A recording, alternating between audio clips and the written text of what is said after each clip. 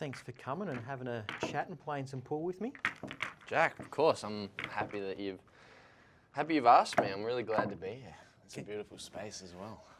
Good view, isn't it? Stunning view. Can you play pool? I must confess, I have some skill. Oh shit. I lived at residential college whilst doing my bachelor's, and they had a full-size snooker table, and for the first semester at least, me and my buddies were probably preferencing playing snooker than going to lectures. So anyway, I'll let you break. It's home turf. No, come on. All right. Guest breaks. Just don't beat me so badly that I look bad on camera. So, first question for you. When I say the word happiness, what's the first thing that comes to your mind?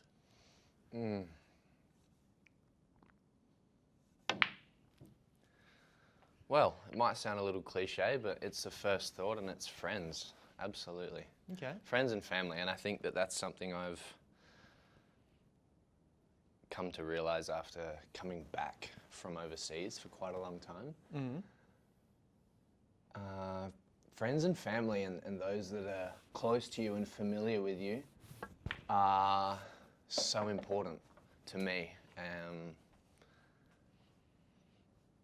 because you've bonded over experiences, you know each other's little goodies, stories, and yeah, that's it for me. Spending time with really good mates, yeah, and family. So you went on a massive trip around Europe. Just talk everybody through that. Yeah. Give them the rundown. Sure. So I was able to squeeze in a semester of exchange as part of my degree. So I was fortunate to go to the Netherlands for, well, pretty much 5 months. Study there in a very small little student town on the border with Germany called Enschede. And yeah, 5 months there. It was very fun to be at this small university of maybe only 11, 12,000 students, but a very international cohort, which was largely because this particular uni started teaching their courses in English from the bachelor's, which isn't so common. Usually that only starts from the master's. So lots of Dutch students, lots of international students, and it was fantastic. So that was 5 months, and then I guess for the next 6 months I was traveling about Europe, having a blast, traveling with friends that I'd made on exchange, traveling solo, catching up with family over there. So yeah, that was 2024 for me. It was outside of Australia, but exploring and having fun. I have to admit it was quite enjoyable watching your European trip on your social media. You're quite good at capturing certain moments and places. It was nice to watch. Thank you. So what's the difference between that happiness and then, I guess, as you said, you friends and family? Because you could say that would be happiness as well, going out and exploring and doing all those places. Is there a difference or is it the same? It's a good question. And I think you sort of grapple with these feelings once you've returned and you're back, because, you know, some say, hey, your travels were amazing. How are you going to return to, you know, normal life and this? And I completely understand what they're saying. But part of what I'm trying to do is work out what it was that I really enjoyed over there, and how can I bring that mindset and that attitude back and not make it something I can only experience when traveling and doing all this other stuff outside of normal life. Love that. So to articulate that a bit better, or to give more example, I think like a common a theme for me, at least whilst I was away, was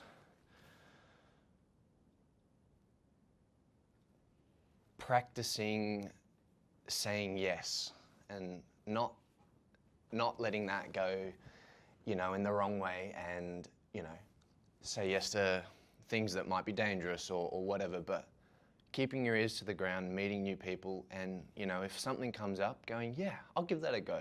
Yeah, cool, let's go there, or let's do that. So that's something that you don't have to pigeonhole to travel, to being away. Yeah. And I think that, you know, that's a nice thing for me to think about coming back. I felt like I practiced that over there because it was clean slate, or not clean slate, but new canvas to paint on over there for a long time, you know, away from everything that was familiar to me.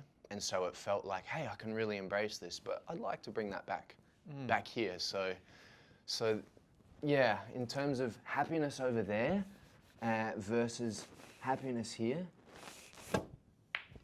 yes, you can't replicate walking, you know, around old Italian cities, you know, with someone that you've maybe just met yesterday. But the mindset of looking around, learning about your history and saying yes to new experiences and being really open to meeting new people, I think you could bring that back to everyday or normal life. Yeah, I love that. It's funny how people, like, it's hard because people almost need to remove themselves from their life, go on a holiday to be able to understand and do that. And then when they return, like you said, you got to almost bring that back with you. Yeah. Yeah, why do you think people struggle with it? I think I struggle with that a lot as well. I've been trying to say yes a lot recently to new experiences, only because I've had like a few changes in my life. I'm like, oh, I've got to start saying yes to things, to experience things. It's weird how we just get caught in that rut. It is, and I don't think it's anyone's fault. I think, like what you said, sometimes you need a strong catalyst, and travel can be that, you know, getting away physically, moving yourself geographically, somewhere new. Yeah, I think that can be a really strong catalyst, and maybe, like, you know, some of these things I've just said, like, maybe I don't arrive at those conclusions or mindset just like that, you know, having not done this experience. You know, it's difficult to say, but I think that travel, you know, this fantastic thing that once people have gone, they're like, oh, you gotta go travel, you know, like, it is a special thing. It's really nice, and I feel so grateful to have had that opportunity to do it, you know? Yeah.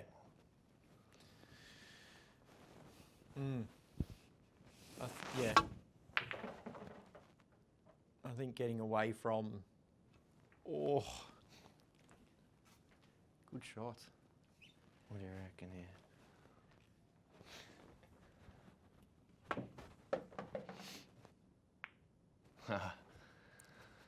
Yeah, I was just trying to think like how I could use that with, I guess, clients, and because a lot of people end up unhealthy, overweight, unhappy with themselves or whatever, just because of their environment. So trying to remove them from that environment that's making them cause that, and being able to experience that and take it into life. I think that's a thing that people struggle with, especially at the moment. Yeah. Yeah, I think that it's pretty well understood and documented, separating different environments from each other where you have conflicting objectives, be that studying. Hey, maybe don't study on your bed. Maybe if you can, don't have a desk in your room and study somewhere else in your house. And if one step better than that, get out of the house, go to the library, go to wherever it is to do your work, this and that. Obviously, people have different circumstances, but if you're sort of extending that sideways to this understanding of when life isn't, you know, going as planned and things, you feel like you're going through the washing machine. I think that it's really difficult to take a step back and look at what's happening and look at you there and your situation. It's difficult to do that. And I think going someplace else doesn't have to be overseas. You could go for an hour drive and spend a night or a weekend somewhere. To get away from that location where that stress or whatever it is that's there, to take time to breathe, relax, maybe jot down some notes. Hey, what's going on that's causing some stress, or what's different, and can I change it? What can I do? Yeah. How old are you? 23. Yeah.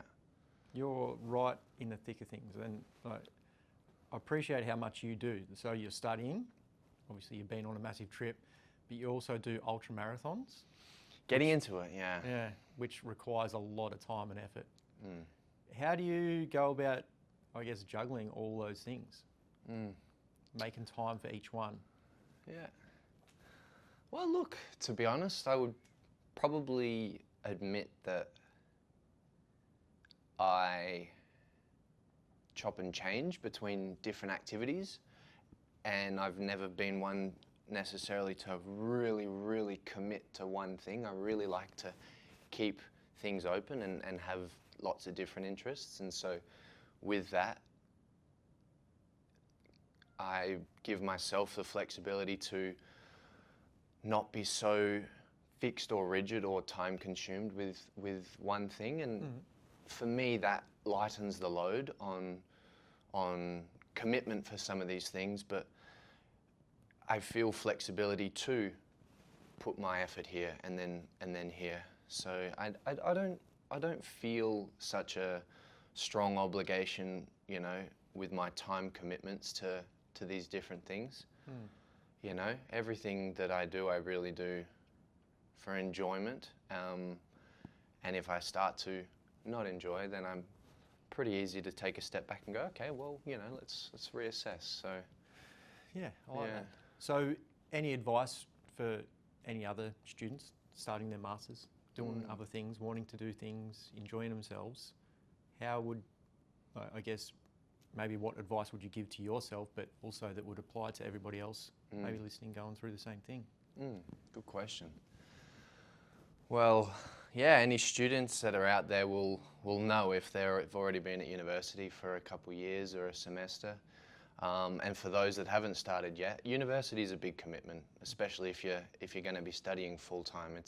It's a big commitment. You'll be on campus and you'll be studying a lot. It's a full-time job at the end of the day in terms of hours per week. But with that, the importance of having other things outside, friends to see, activities to do, becomes so much more important. So I think you've got to place that at the top with university. Otherwise, for me, without these other interests, the university starts to decline in terms of productivity and efficiency and quality. Bringing up that balance, work-life balance, is really important for me. And one other thing for students, if you're struggling with that full time, drop a subject back, you know, pick up a summer intensive or a winter intensive, take off that load from the main semester. Give yourself, you know, the extra few hours in the week to yourself to explore what you like, to hang out with friends. I think it's a little tip that someone else who was a few years above me gave me when I was in my bachelor's, and I took that from then throughout to my master's. So I've sort of been completing my master's semi-full-time and then part-time the last few years, and it's really worked for me. Yeah. Yeah. I like that.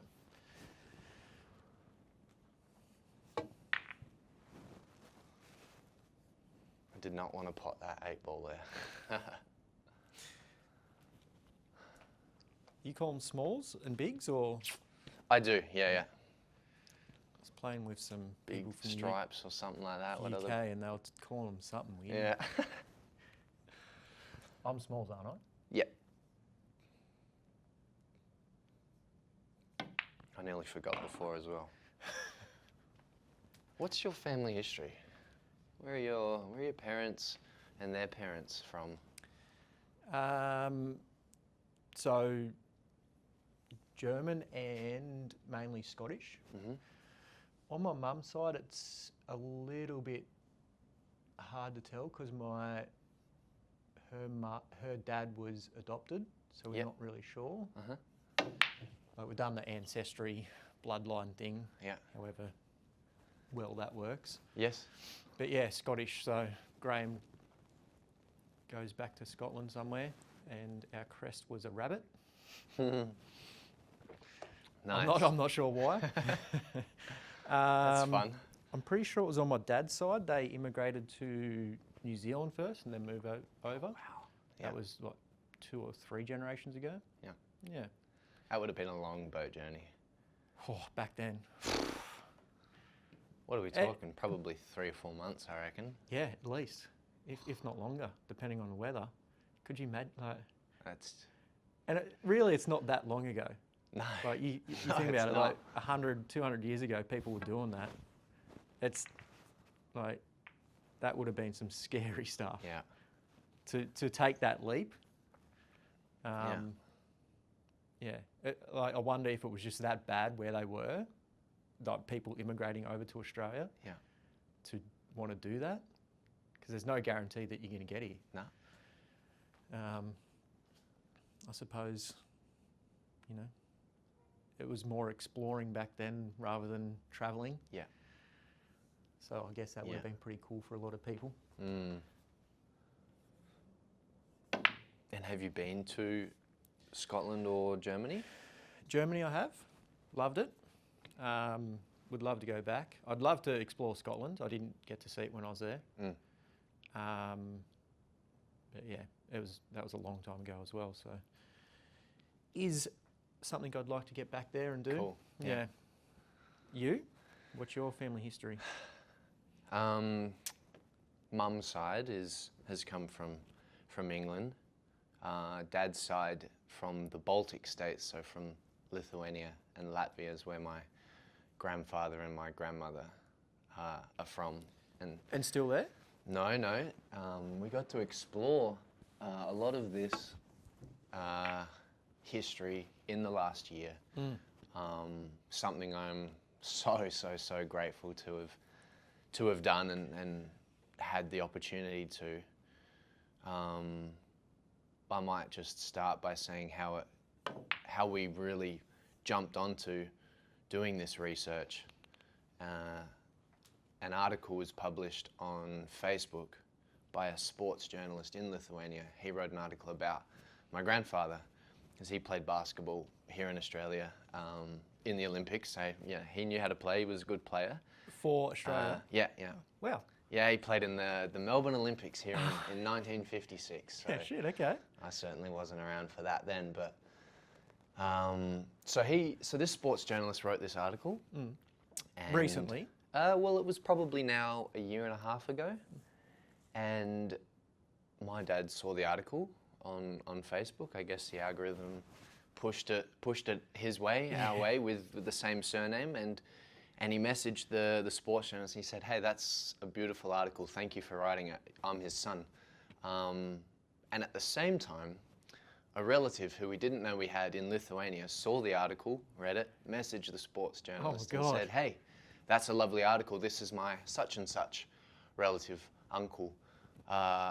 Thank you." And the sports journalist went, "Huh, hey, you guys are relatives." And he put us in contact. No way. So there, all of a sudden, Dad and I are thinking, well, wow, we don't know if there's family left, who's living over there, during the war, everything went like this, and everyone spread and fled, and Yeah. so now we have a relative in Lithuania, and Dad and I, he met me, he came over from Australia and met me there, and I came over from the Netherlands whilst I was studying, and we met our relative there, a cousin, and it was fantastic. We got to explore Lithuania and Latvia and really understand what happened at this time and what happened for her and her family, as those who didn't leave Lithuania at the time and for somewhere else. Usually that was either America or Australia, but yeah, we delved into this. You know, I have the paperwork showing the boat that my grandfather and his brother and then his mother and father were on when they left Italy to come to Australia. And all these different pieces of information that you don't necessarily think about where you sit in the big picture, you know. Yeah. And for me, having that now, sort of this understanding of my grandparents and my great-grandparents past, where they're from, where they lived, what street, what was their occupation, what happened at this time during the war, where did they go, you know, it gives me a sense of place, I think, like a better sense of, I don't know, just where I sit in the picture. And I just think it's a nice thing. So for the listeners out there who don't know too much about their family history, you know, I really would strongly urge you, have a look, you know, do some research, find what's freely available out there. And if there's not much, jump on ancestry.com, you know, one of these sites, and have a look, because you might find something that's, you know, so interesting, and you might find relatives out there, really. So, yeah. Well, that's like all that from an article on Facebook. That's so cool. Yeah, really lucky. In fact, that sports journalist, Ritus is his name. Ritus, if you're going to tune into this podcast, a shout out to you. Yeah. Lots of appreciation for you. He's coming with his partner to Australia next month for a holiday. So you bet we're going to catch up with him, take him to some basketball. He's basketball mad. Yeah. And show him around this country. So Yeah. Far out. Does your dad play, or did your dad play basketball? Yeah. Yeah? Yeah, Dad played as well. My go? Yep, your go. Yeah, Dad played, and his 3 siblings, they all played. Basketball's in the family. Yeah. You? Yeah, I've played my whole life for the first 15 years, I guess, from the age of 4 I've been playing. Shit, okay. But until recently, until the last maybe couple years, when I had an injury playing basketball for Melbourne University here, and I blew my knee out playing, unfortunately, and resulted in some surgery. So I haven't yet been back to playing, say, organised basketball. A little bit overseas, here and there, but otherwise no. My interests are sort of elsewhere, sport-wise, at the moment. But yeah, basketball still will always, you know, be something that I love. Team sport, especially. It's a good thing. Yeah. And it's in the blood, in your blood everywhere. Yeah, it's certainly in the blood. Yeah. Yeah. What about you? I mean, obviously, look at this chiseled sculpture, as if carved by Michelangelo himself, straight from marble. It's no secret, Jax. You just put me off my shot. That was the plan.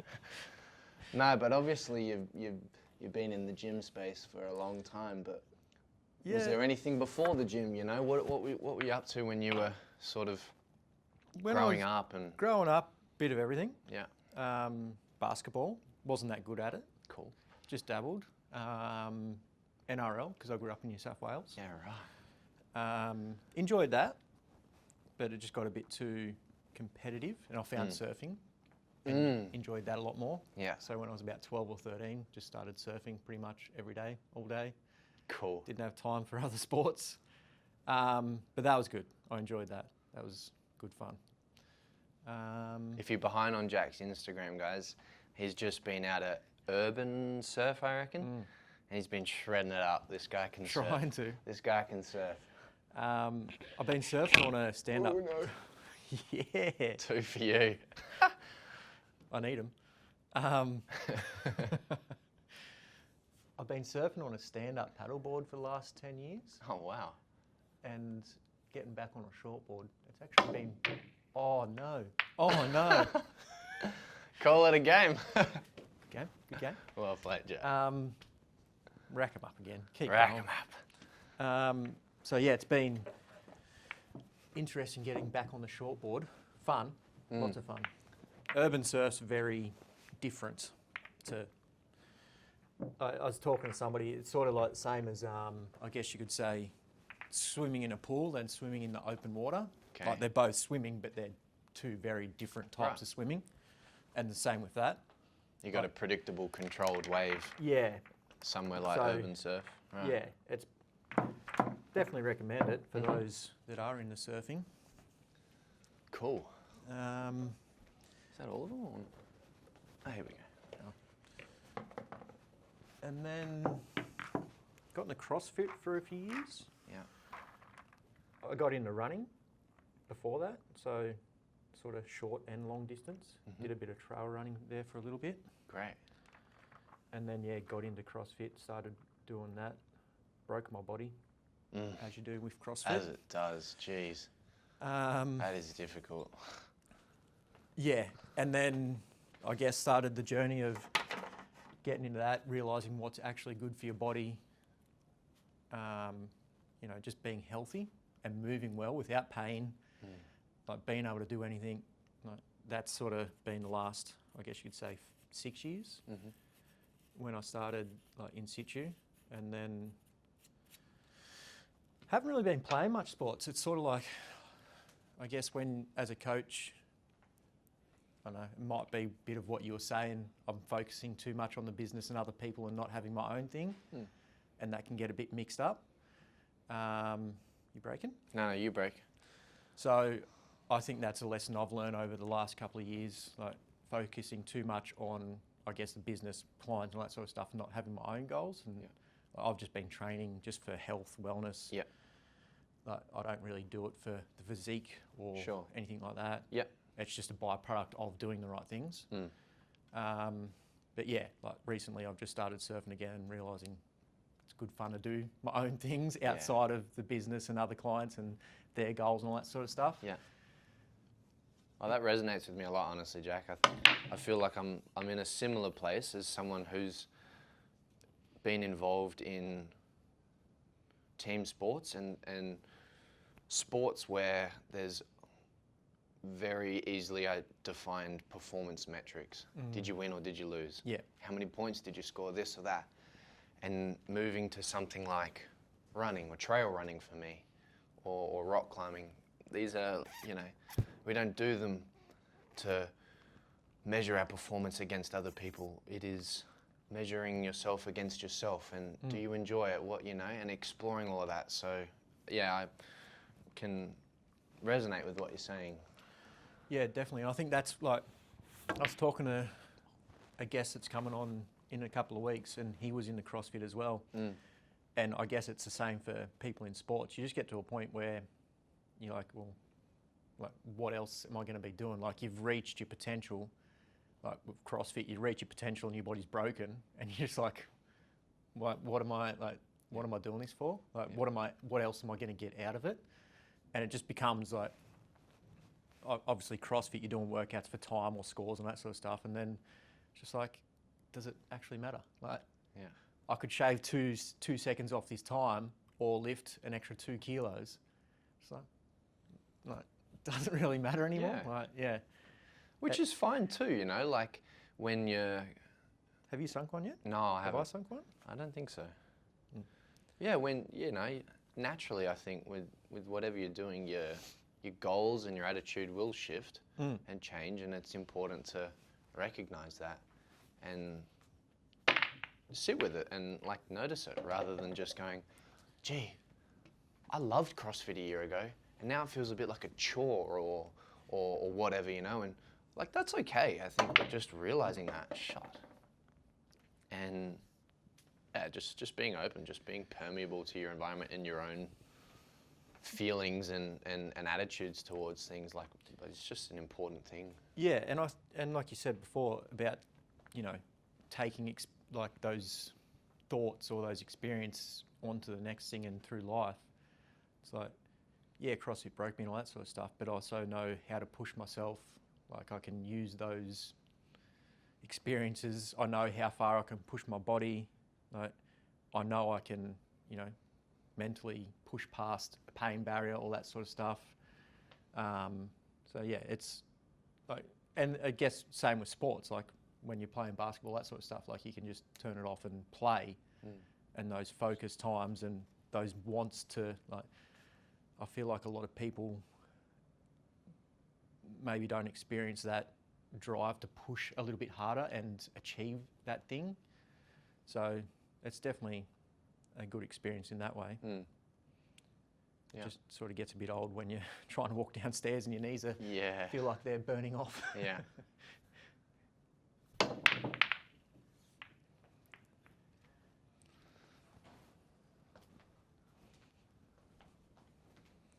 You haven't left with much.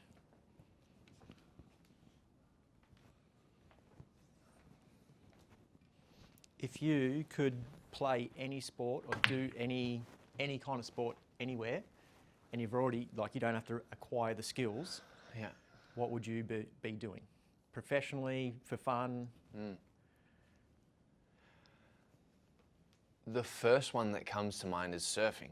Okay. I've really not given it a go. I've jumped on a board maybe once or twice on 2-foot waves. Where at?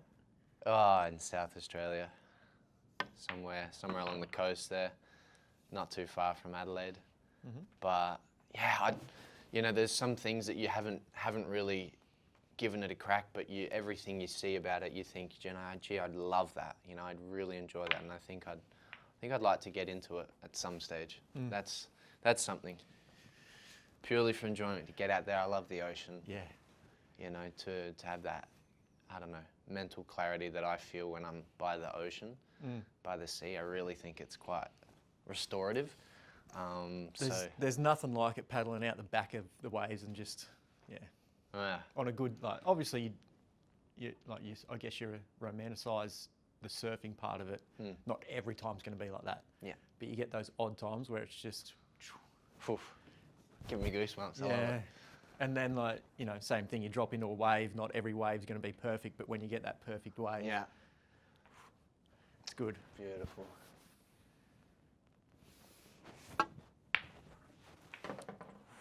Smooth. Yeah, surfing. Look, I've skied a few times, but that's something as well. Every time I go out, and I'm not a great skier, I'm a bit of a messy skier, but I can get down the slopes and I love it. It's just that feeling of being on the snow, and so I'd like to. Did you get to do that in Europe? Yeah, I did. At the very last sort of few weekends of slopes being open in April, a friend and I jumped on the train, went to Amsterdam, flew from Amsterdam to Munich, and then took another train down to the Austrian Alps, and we skied for a weekend in the Alps there. So that was sweet. I mean, just beautiful. Yeah. Being up on the mountain, we had some pretty average weather in the Netherlands up until that point.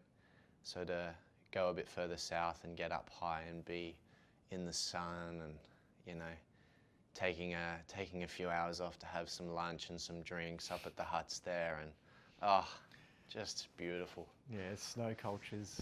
It's nice. Yeah. You ski or snowboard? Snowboard. Yeah. I've done it as soon as me and my mates got our licenses.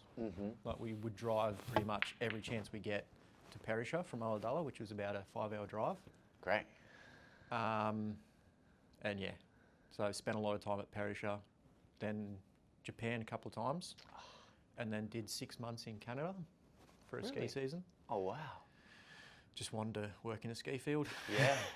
How was that? Good experience. Like, Canada's amazing. I was living in Canberra at the time, and my shot. Yep. And I just got sick of everything, and I just sold everything. I planned on moving to Canberra and never coming back. Wow. It's like, I'm never coming back here. I'm just sick of it. Yeah. And got there, absolutely loved it, but it's a hard gig over there. So the cost of living is about the same as Australia, but the wages are about half, if not a quarter, especially on the ski field. Yep. Which is fair enough. Like, it's seasonal work. They just pay, the seasonal workers minimum I don't know if it's minimum, but less than that. Mm. It was like $13 an hour for me, and I was one of the higher paid people. I ended up with a pretty sweet job in shipping and receiving, so I was in charge of everything coming in and off the mountain. So I got to work with all the departments on the mountain, but also got to, because it was a small, very small, huge mountain, but a small resort and a small town attached to it. Yep. I think the population's about, I don't know, 5 to 10,000 at the most. Yep. Not even that, I reckon. So I got to meet a lot of the locals as well and talk to them. Wow. So that was pretty cool. Where most people are just on the lift, working the lifts and that sort of stuff. And so I got to sort of experience a little bit more of what it was like being a local and working with them and all that sort of stuff. But yeah, so I was a carpenter, so I did my carpentry apprenticeship. Okay. Yeah. Before that, was moving over to Canada, I was building and all that sort of stuff. And I was going to work as that over there, but again, I could earn another $20 an hour here compared to over there. I was just weighed it up, and I was just like, it's beautiful and amazing, but yeah, a hard gig. Yeah. That's you have to take it into consideration. We can, have this fantasy of, money doesn't matter, you got to pick a place where you're happy, but at the end of the day, you've got to have enough to live. So yeah, and I'd met a lot of mainly Europeans, some Aussies were doing it, and they literally just chased the winter around the world. Wow. So they're just living off minimum wage, just paycheck to paycheck. Yeah. And they've been doing it for years. Wow. And absolutely loving it. I'm I appreciate how they can do that, but I just couldn't do it. Yeah. I couldn't do that. Yeah. I don't know. I guess it's a lifestyle. Yeah. Yeah, and if you love it so much, you love it enough, then you make that decision. It's a beautiful thing to find that out. And I guess I've always been in a health and wellness. I guess I've learnt a lot more in the last 6 years than I did my first part of my life. But living that type of lifestyle is very maybe healthy for your brain, but unhealthy for your body. And I don't think that you can disconnect those. A lot of these people were drinking most nights of the week, partying, but enjoying themselves, very happy people. Yeah. But their bodies weren't so happy. Yeah. So I guess I might swing more towards the happy body side more than the healthy mind side sometimes. Yeah. And I guess I could see that back then, and I was like, I'm not going to make this trade-off. Yeah. I like what you're saying. I think I heard some of myself in that, what you were talking about. Living at residential college here whilst studying, people know what kind of environment that can be like, and I was often the one that was calling it, a night well before others, and I was going, look, I want to get up really early tomorrow and go for a run or work out, and not putting myself on a pedestal at all. It's just my preference, and you're talking about that for you. It's your preference. It's what works for you, and you gotta. Let's dive into that a little bit, because I feel like there is a lot of, I don't know, especially in Australia and at uni or something like that, there's a lot of pressure to. There's a lot of pressure to party and drink. Would you feel like the outsider, and any advice to people that want to do that but feel like they're pressured into being in those environments and doing it, not necessarily because they want to, because they feel like they have to? Yeah. Any advice? Well, yeah, I wouldn't pretend like it was the easiest thing. I definitely at times felt like, come on, Christian, stay out, your friends are out, whatever. But at the end of the day, you've got to first look after yourself. You can't be prioritizing other people's perceptions of you. You've got to focus on yourself, and you'll know what sits right with you and what you want to do. So first coming to terms with that and understanding that there's a lot of importance on looking after yourself. You can't look after other people before you look after yourself.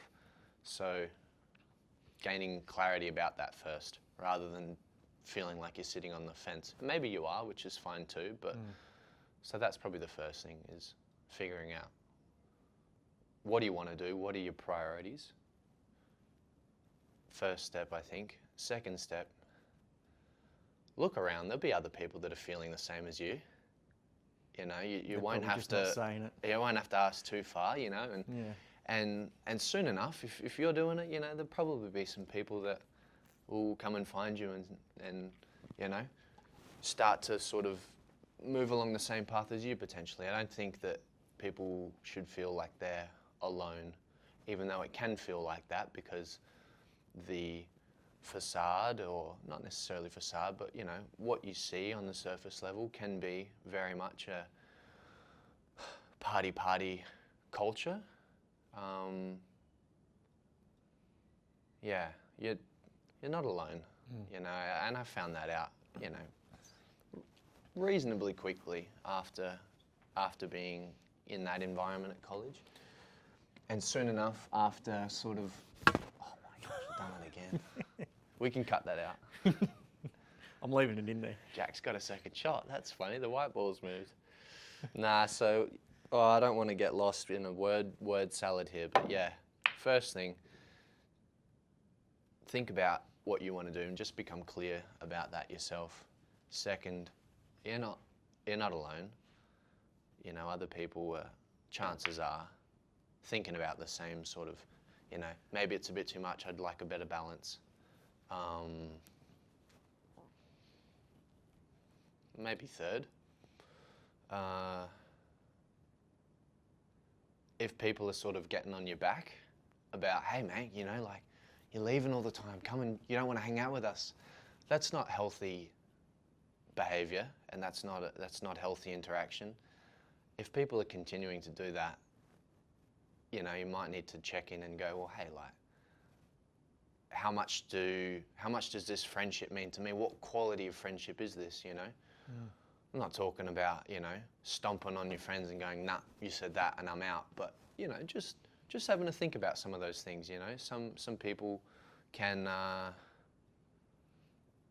pull you into their way of doing things, and I think people need to understand that everyone's got a different way of doing things. Everyone will have, you know, different tolerances to what they can handle, and being okay with that, you know. Hey mate, see you later, thanks for coming out, see you tomorrow, you know, rather than, oh come on, one more round, you know. I think just knowing who you're around as well, and yeah, I hope that wasn't. No, I've been sort of talking about that in the last 2 episodes on the podcast, about like yearly reflection and then setting goals and that sort of thing. A lot of the time it comes down to, especially when you start changing and understanding who you are and you're confident in that, and it might be not going out as much and all that sort of thing, your friends sort of see that, or people around you might see that as intimidating. Bit of a threat. Because you might be doing something they want to do, but they haven't got the guts to do it. So they'll pull you back in and like try and hold you back a little bit. Yeah. I find that's pretty common in a lot of cases, like with my clients as well. Yeah. Like as soon as they start getting a bit of change, oh man, the balls just don't want to go in that hole. They just, they almost relapse after a little while, because I guess they were getting too far away from, you know, their circle of friends. And the pressure of those friends would bring them back in, and, you know, have that one more beer every now and then and that sort of stuff. So, yeah, I guess for people out there trying to work through that, you know, focus on yourself, be you. Like you said, there will be other people out there that you will find. Like sometimes it feels like you're in on your own and there's no one out there, but there is. Yeah. Might take a while to find them, but you'll find them. I liked what you said at the start there, and I think that that's something else. I've been talking recently with my best mate from high school back in Adelaide whilst I was there over the break. And we were talking about having compassion in these situations, rather than when you're at conflict with someone else, becoming defensive, which I will admit is something that I would naturally do, and learning to do otherwise is an effort and not something that I would have naturally done. But if you're coming to a situation and someone says something, you know, and they're clearly trying to have a bit of a dig or whatever, I'm trying to learn, and I think it's healthy to put this into practice rather than getting defensive and fighting fire with fire. Taking a step back and going, well, why is this person saying this, you know? Maybe something is not going well on their end that's led them to say this, you know? Try and have some compassion for that and work through that, you know? If you've got the energy and this, you know, relationship, this friendship is something that you want to invest in, taking a breath, having compassion, and working through it rather than putting fire in yourself and filling yourself with some negative energy to combat this negative energy. I don't think it works, and I don't think the two can cancel each other out. I think they actually amplify each other. 100%. Yeah. Yeah. Emotions are hard. Yeah, Very hard. Absolutely. All right, Jack, I reckon you're in trouble here. There's one.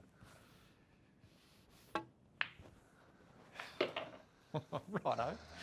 Holding back. One of my friends, we both know him. I won't say who it is, but he's like, "You never get angry." I'm like, it's taken a lot of work, but I try not to get angry. And I heard a good saying, and I didn't really understand why until I heard that. And behind anger is fear. So if somebody's getting angry or upset or anything like that, it's usually because there's a fear behind it. So now I understand, if I'm getting angry, it's like, well, what am I actually scared of in that situation?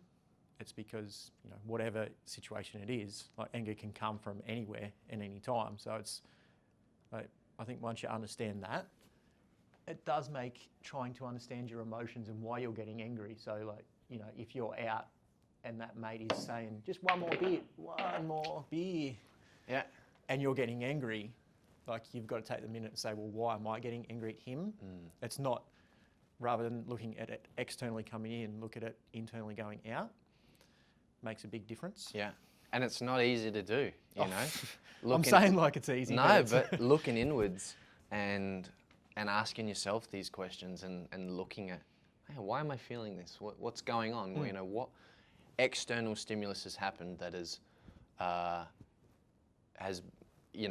what's existed in my environment, and why have I reacted the way I have? Looking at that, that's hard. It takes practice, and it's not easy, because especially if there's something that we perceive as negative behind it, behind our own reactions, our emotions, of course we're not going to want to look deep and answer that question, why is that like that? So often you can get it wrong as well. You'll be like, oh, well, I'm afraid of this, but it's just like a preconceived idea that you might be still projecting those feelings out, or rather than actually facing what you actually are afraid of. Absolutely. Yeah.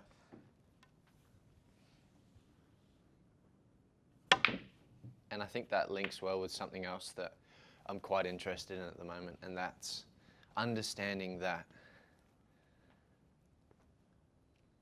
people and your environment doesn't make you feel a certain way. Things will happen around you, and someone might say something. You choose how you react to that. Your reaction is your responsibility. And with that, you have so much power to shape your emotions.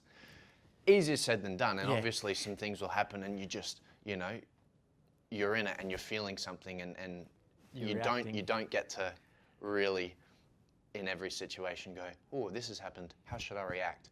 But I think there's a lot of room there to improve that. I think it's a skill. I think having the composure, or at least the awareness to breathe, relax, look at what's happening and decide, okay, well, this happened and I've got the power to look at this positively or negatively, and often a combination, but giving yourself the power and understanding that you're in control of your emotions, and at least in control of what you learn from experiences and what you take away, and trying to look for positives without lying to yourself or manipulating things for yourself, because you can't lie to yourself, but truly looking for positives. I think with each situation, really, there are some things you can go, okay, well, this happened and it wasn't easy, but what can I take tomorrow? What can I take from this tomorrow? Yeah. An example of that for me, oh no, okay, lucky. An example of that for me within the last few years has been the injury that I had playing basketball. At the time, I certainly was not looking at this very favorably. You know, I was really, really disappointed. You know, why me? I'm going to miss out on the season. You know, this injury is serious. You know, I'm take a step back, and it's going to be at least a year of recovery after surgery and all this. But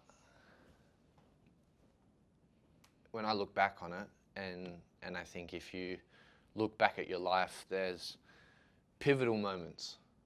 Some, really more pivotal than others. These nodal points where you come to a crossroads, and maybe you have a choice. Do I go this way or this way? Or maybe the path chooses itself for you, and you're like, oh, gee, I really thought I was going down this path, and I didn't see this happening. I didn't see injury happening for myself. When you come to these, sometimes the way the path goes is not how you planned, and it can be really hard to grapple with that. But if you can look back at that and go, oh, what did that other path look like, and what does this path look like? For me, yeah, injuring myself sucked, but the things that I've learned about myself, about how to overcome a pretty big challenge, meeting other people, having an internship and a new understanding of what I like in terms of my study and pointing in a different direction. A lot of positive things have happened from that. And if I could go back and replay that and see the crossroads going this way, the way of injury and what life looks like after that, and the way of not injuring myself, I think I'll probably choose the path that happened. Yeah. Took me time to get to that realization, and yeah, I wouldn't have done that without friends in my corner and family in my corner, to be honest. But yeah. No, thanks for sharing that. That's yeah.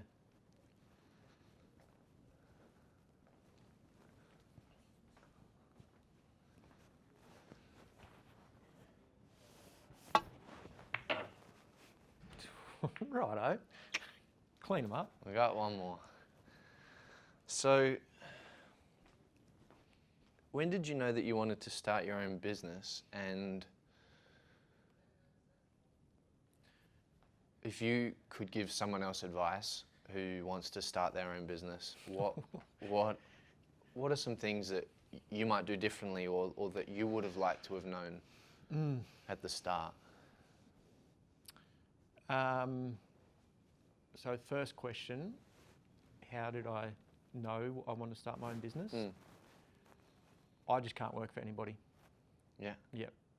So from the my very first job, I had my first job when I was about 12 and a half, 13. Wow. Just at a $2 shop, just stocking shelves and that sort of stuff. And I guess from there, tried other jobs and this and that, and just always ended up wanting to do my own thing, so I could do, I was in control of my own money. I've been having this conversation a lot at the moment because I've got a few clients looking for work. I have had a few people reach out and say, I want to get into personal training, all that sort of stuff. And as soon as people think about like, how do I make money? They think, how do I get a job? Where as soon as I think that, I'm like, well, how can I make money? It's like not about the job. Like, I'm not going out to find a job to make money. It's like, what can I offer that people want that they'll pay me money for? And I've always done that without, I guess, realising, especially in my 20s, I guess you could say. So it's a mindset. I don't know if everybody has it, and I'm not going to recommend everybody start their own business, because a lot of people just want to, go get a job, and that's all they do, and then, they've got a life outside that. But I guess I've always tried to tie my life into work. Like, again, it comes back to, how can I make money? It's like, well, I know a lot about health and fitness. I enjoy health and fitness. It's what I want to do. It's your passion. So how can I make money off that, basically? And how can I offer a service that people pay for so I can make money? So I think that business mindset, or entrepreneur, whatever you want to call it these days, you've just got to know whether you have it or not. And again, I'm not sure if everybody has it. I don't know if it's a learnable skill or a teachable skill. I think just some people are wired a little bit differently. Yeah. Like, I've got one client who is a coding engineer. Amazing. Like, he can do anything, but he just hasn't got that creative or that drive to do his own thing. Because I keep saying, you've just got to go and do your own thing. Yeah. Build your own thing, app, whatever it is. But he just hasn't got that. So I guess he's an example of, somebody that just needs to be told what to do, and he can do it. But he just needs to be told what to do. Yeah. So, yeah, I think there's two different people. So for those out there wanting to do it, have you got a passion, and do you enjoy it enough to make, like, even when you're not making money, remove the money side of it, do you still want to do it? And if it's a yes, I'd say you've probably got that passion to have your own business and do that. What was the second question? Yeah, if you could Advice. give someone advice, or some advice that you wish you had at the start of that, what would you say to someone at the onset of that? Yeah. I guess, like, a cliche, but like, I've been saying it over the last year, is just fail more. Like, it's been my slogan for the last slogan for the last 12 months, is just fail more, but learn from your failures. Like, a lot of people will fail and just keep doing shit. It's like, well, hold on, what happened, and why did that outcome happen? Even if you did succeed, sometimes it's pretty good to go back and see what happened and how you succeeded. Like, again, it comes, like, talking a lot about mindset. We might get into the actual business side of things as well, but just having that mindset of, I failed, get up and keep going.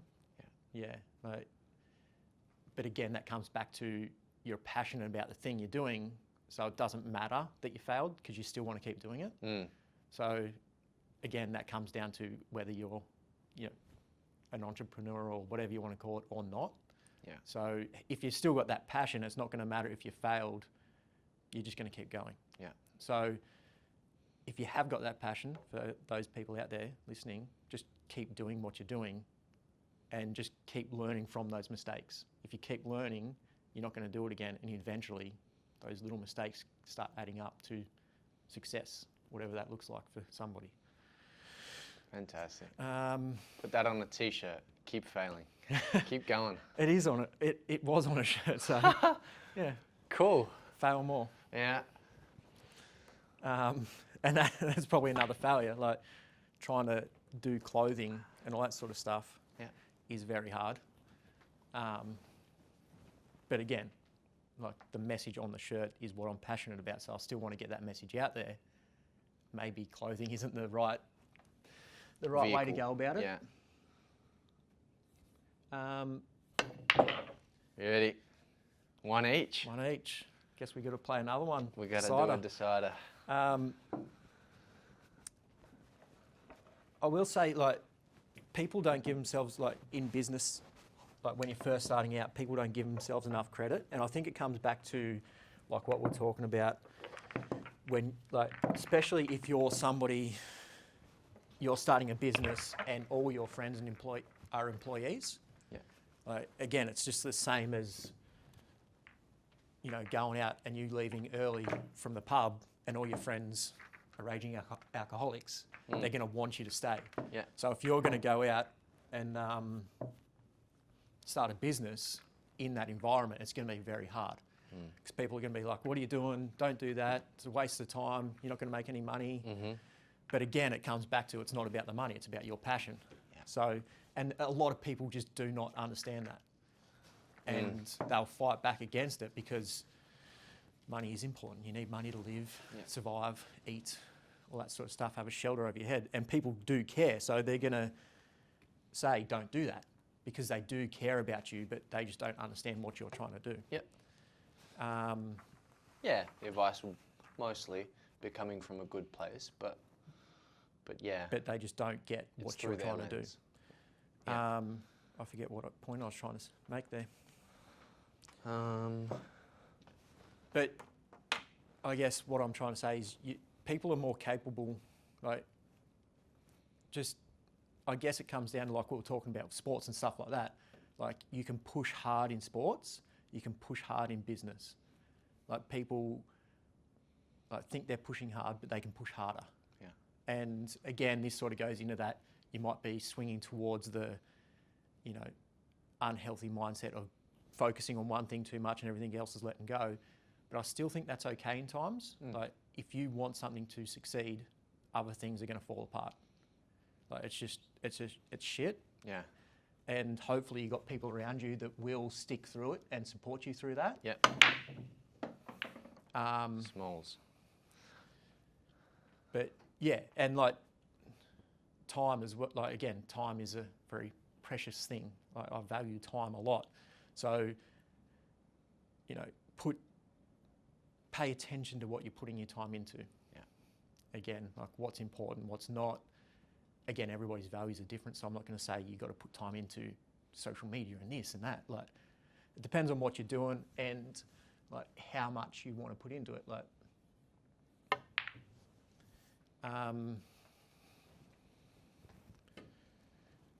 there's only so many hours in the week. Yeah. Yeah.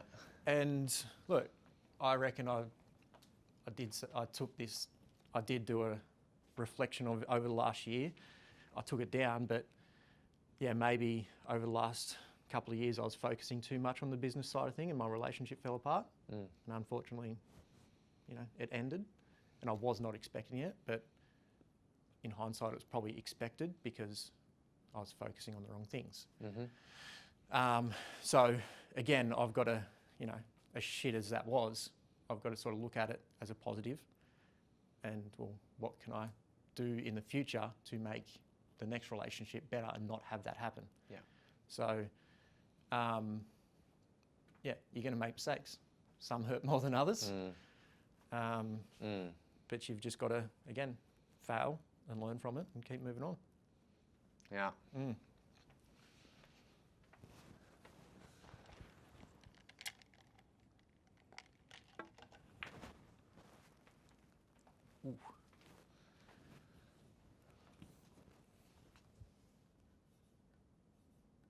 If you are out there and you're thinking about starting a business, and I'd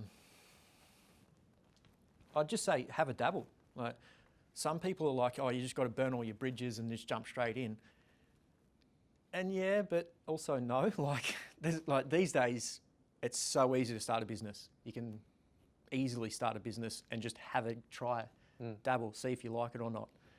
Like, if you're working a 9 to 5, just try in the afternoons or the mornings, work on the weekends for a little bit, see if you like it. If you don't, then like, if it feels like a chore and it's taken up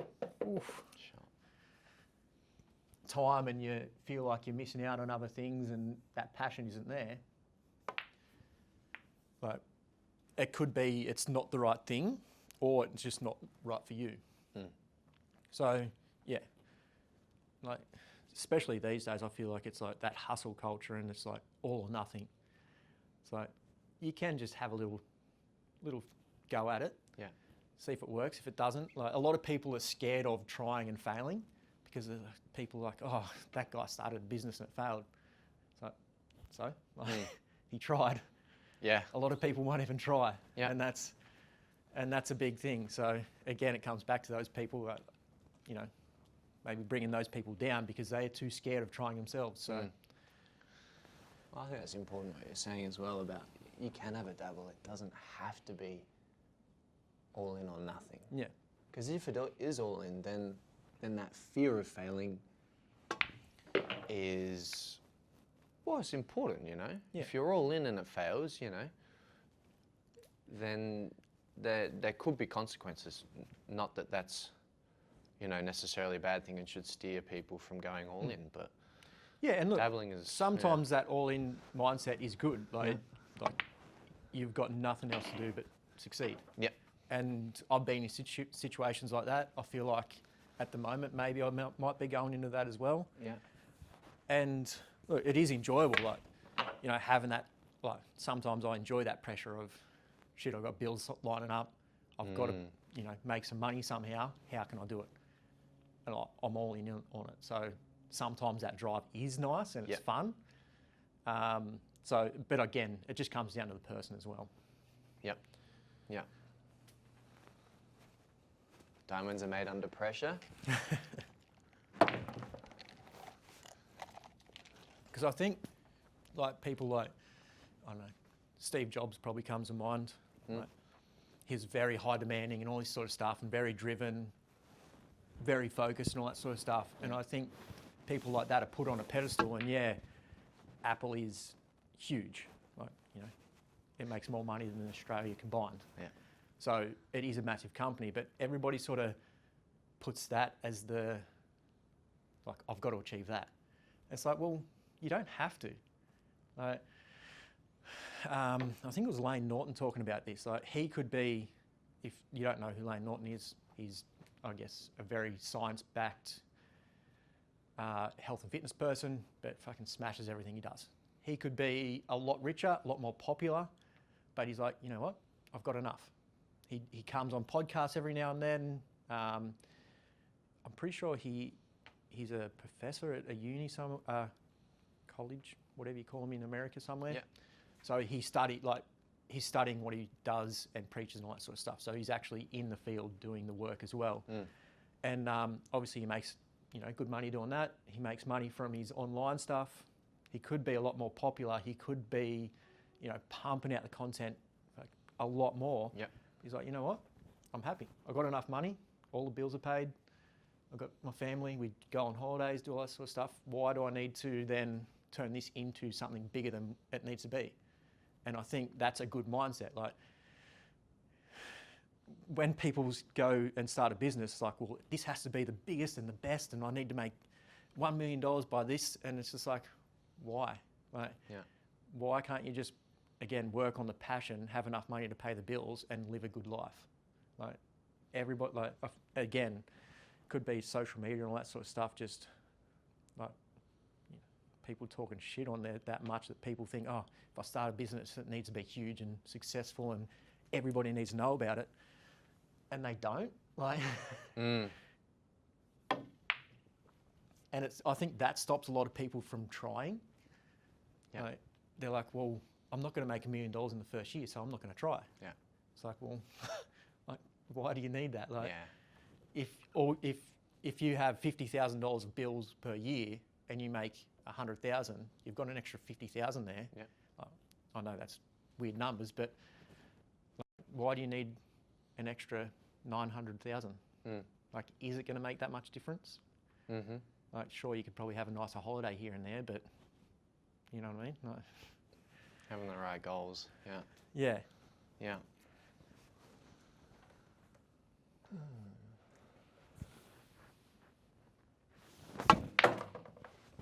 Like, you asked before this, like, how many clients I've got, and I've got enough clients to have a pretty nice lifestyle at the moment. Like, the building's nice, good location. I get to play pool with you, have a chat. Like, an extra 200,000 isn't really going to change much. You know what I mean? Like, Yeah. I'm pretty happy with what I'm doing. So, yeah.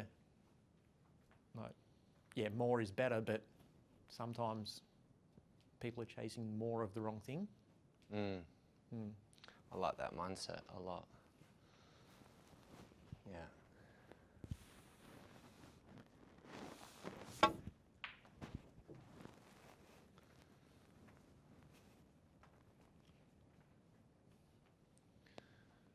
So whilst Yeah. Did you get one? no, you're on.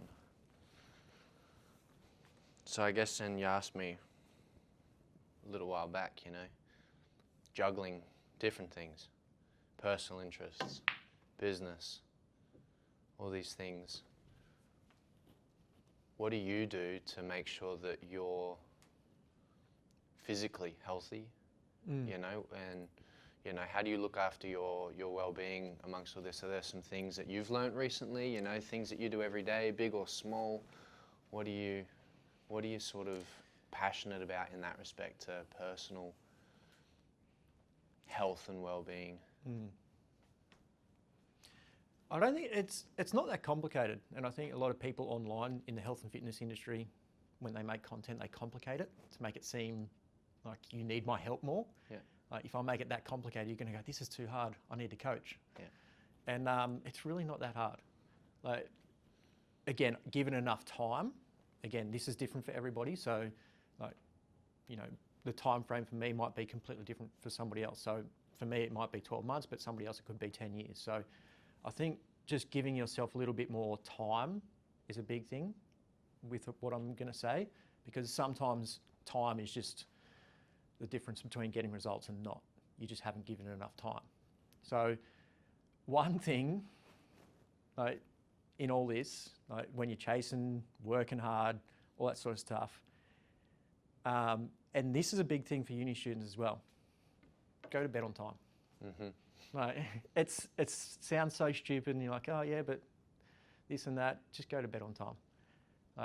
Just going to bed on time and getting enough sleep will have the biggest impact on your health, wellness, mindset, ability to perform, ability to think, work out. You're going to get more out of your workouts. You're going to digest food better.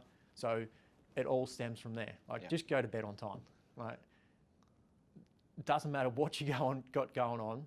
Going to bed on time is going to be way more beneficial. You're going to age slower. So people that stay up late, party hard for 10 years are going to age a whole lot faster than somebody that went to bed on time for 10 years. Now, I'm not saying never go out or anything like that, but just most of the time go to bed on time. The more I've thought about that, the more, you don't really miss much after 11 o'clock. People are like, yeah, I went to the best party, but the next weekend they're going to go to the next best party. Those best parties are always going to be happening. Yeah. You're not missing out on anything.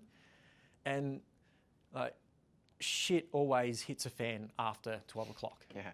You know what I mean? We've all heard about somebody growing up in New South Wales back in the day, there was strict laws on lockdown, cut-out times and that sort of stuff in pubs and all that, because everybody's just getting knocked out. King hits were just a thing to do after 12 o'clock. People just walk down the street and just punch people in the back of the head, because it's if you just go to bed on time, you're not in risk of getting that, or drink driving and all that sort of stuff, especially in the country. I had so many friends pass away because they're driving drunk home because they're at a party, because it was a cool thing to do. It's well, if you had just gone home on time, maybe they still would drink drive, but they're not going to be absolutely out of their face and pass out at the wheel. Yeah. And shit like that. So I'm just go to bed on time. Sleep's so important. You're fighting an even steeper uphill battle, and life is generally an uphill battle, but that mountain is going to be a heck of a lot steeper if your sleep quality is not there. And moving to Melbourne and having a few uni students as clients, and they all stay up late, and their health turns to shit. Their skin looks they start getting the bags under their eyes. They're moody. They come to the gym. They got no energy to even work out. I'm if you just have you're studying hard. It's a full-time job. You want to absolutely kill it. But if you actually just have a good sleep schedule, everything else will fall into line. Yeah. And then when it comes to, I always say like exercise is very important, but sleep is probably the first one. Get that uncontrolled food. You're going to be eating anyway. Like you eat, you're going to be putting food in your mouth. Just make better choices. Yeah. Like whatever you're eating, is that the best choice you can make? If it's not, make a better choice. Like it doesn't have to be perfect. It doesn't have to be grass-fed, grain, like whatever it is. Just make a little bit better of a choice. Yeah. You're eating anyway, so why not make a better choice? So like just because it's easy to get KFC or whatever, it's easy to get a better option of takeaway. Like I'm sure there's healthier options out there than KFC. Like probably a little bit harder to get, but you're going to be eating anyway. So just like put a little bit better. Yeah. Again, that's super simple. It does, and it doesn't, like I said, it doesn't need to be crazy good, or you don't have to actually grow the vegetables yourself and cook them, all that sort of stuff. Just make a little bit better choices and you'll be on the right path. Yeah. And when it comes to exercise, anything. It doesn't I want to jump in quickly. I loved what you said on a previous podcast. Going for a walk around the block isn't much, but it's a heck of a lot more than sitting on the couch. And it's going to improve your health. Yeah. Like even just playing pool, we're moving around, we're walking. This is better than nothing. Yeah. You know what I mean? So, obviously, if people go to the gym, I want them to do the best possible workout, and that's my jam. Like if you're dedicating an hour to the gym, I want you to dedicate to the best exercises that are going to get you the results. I don't want you there fluffing around. So obviously that's why I do what I do with programming and all that sort of stuff. So when I give somebody a program, it's like, well, you're taking the time to put into your health and wellness. What's the best possible workout you can do to get the best benefits? Yeah. And 100%, if you're dedicating that time, you want to get the best benefits. But if you haven't got that time, like 10 push-ups, 10 squats, just stand there, do squats. Yeah. Like it's really not necessary it doesn't matter. Just move your body. You don't need to overcomplicate it. Yeah. Yeah. Yep. Right. I think it's you. Is it? Oh, I know. You potted a ball just now, I think. Did I? Yeah, yeah. Oh. You're talking about health and fitness and working out, and I got excited. I know.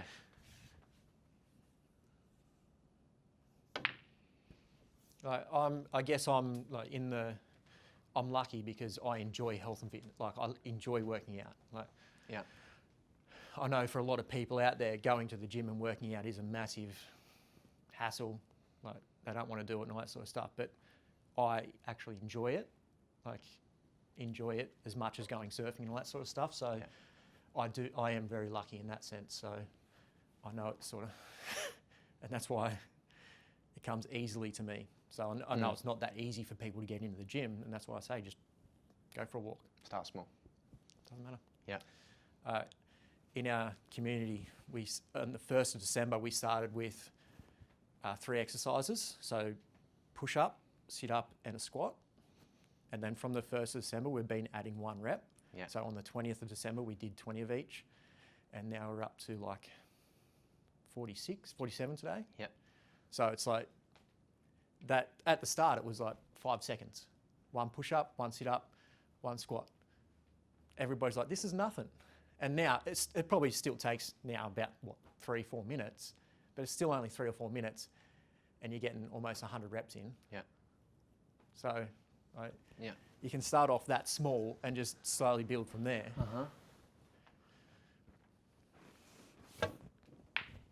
Yeah, I've been now doing my own research with training for long distance runs, sort of anything from a marathon and beyond, and specifically for me, trail running. And, it's been something that I've been into, but only, really for just my mental well-being, go out for a run. But now that, I'm really quite keen on it as a sport, I'm looking to see ways I can improve. And so I'm doing research. Well, what's the optimal way to train? And you know, for those that are runners out there might think, you know, oh, you know, it's quite obvious. But to me, it wasn't. I used to go out and think that every single run I had to go out and flog myself and run as hard as I could. And, you know, that was good and it was fun, but it was hard work. And there'd be times where I, you know, knew I needed to go out for a run, but I felt like, oh, gotta roll out of bed, you know, there's this big chore ahead, I'm gonna push myself for the next half an hour or whatever. And it's not the optimal way to train. You've really got to have easy runs in your training plan. And so that's helping me get the Ks up every week at the moment. You know, the adaptations that happen with your body when you are operating at lower heart rates for extended periods of time. So this theme of, hey, every workout doesn't need to be a bone cruncher. You know, you can get in there and have a more mild session, have a smaller workout, decrease the length of that run or drop the intensity, but these small doses and increasing the volume overall, I think, is really important. Yeah. Growth doesn't happen with one massive workout every fortnight over the year. You know? Absolutely wrecking That's yourself. just 25 or 26 workouts in a year. The way you see growth is 3 or 4 workouts and you're consistent. Yeah. And like that all or nothing in the workouts, it's like it just must be like a social media thing, because same thing with the business. No one will start a business because it's like it's got to be all or nothing. Yeah. I've got to make $1 million or I'm not succeeding. And it comes back to a workout. Like people are just in this mindset, if I'm not like dead on the ground afterwards, it's not a proper workout, because that's what everybody shows on social media. And like you said, it's just not true. Like your body will adapt to small little bits over time and get way better results. Yeah. Like especially something to do with like long distance running.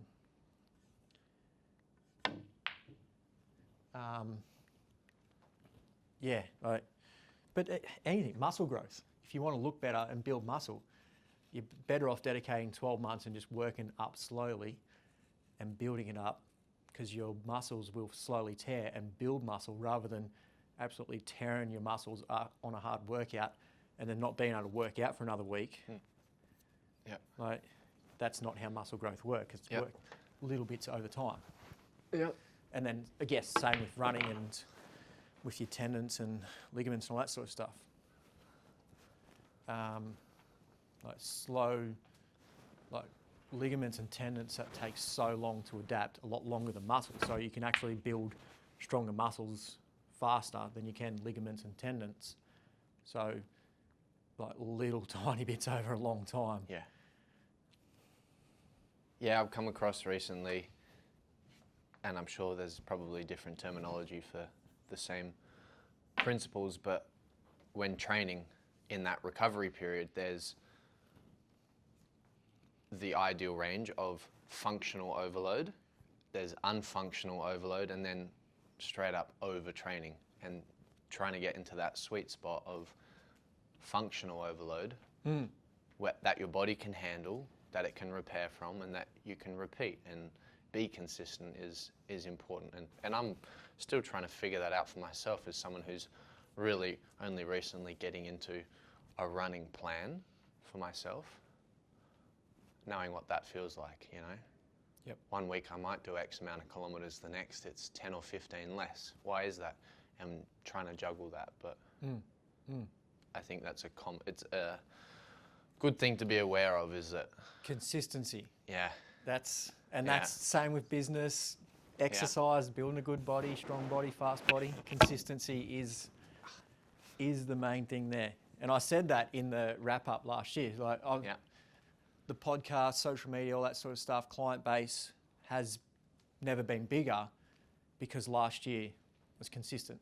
Every week there's an episode out, every week trying to put some sort of content out to help people, just turning up, doing the things. Like, it's not like I was doing 7 days a week content, blasting it out, this and that. yeah, It's just like I found just one good piece of content per week was better than, 1 week of just like smashing it.